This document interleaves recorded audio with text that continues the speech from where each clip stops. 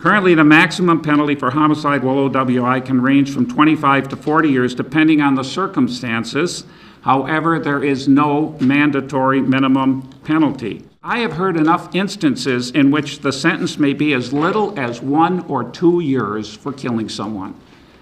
I think this is an outrage. There's no law against driving, and there's no law against drinking to excess.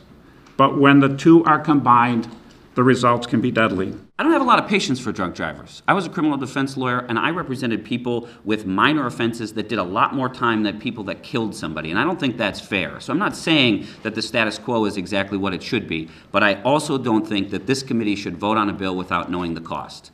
And it was curious to me that DOC was not asked to do a fiscal on a bill that has massive fiscal consequences to their department and to the rest of the state budget. And so my effort in providing this was to ensure we vote when we do with eyes wide open. Us victims as families have to live with this for the rest of our lives. If you set a minimum 5 years incarceration for any homicide, at least that person will be missing out on something too, and will be able to reflect on it. They need to suffer at least a little bit like we will for the rest of our lives. She sentenced us to life without our son, our nephew, our godson. It's just so surreal walking in the house with our bags and there's somebody not with you. And then the next day I found out that it was a drunk driver. His blood alcohol level was over 3 times the legal limit. He had been busted for 4 DUIs in 5 years.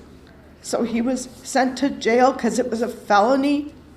But the judge only sentenced him to 14 months in jail.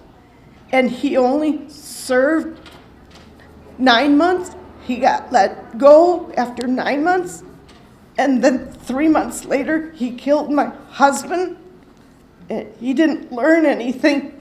There has got to be something done, because if you don't do anything, we'll have the same result of people keep on dying. It's just another one. It's just another person.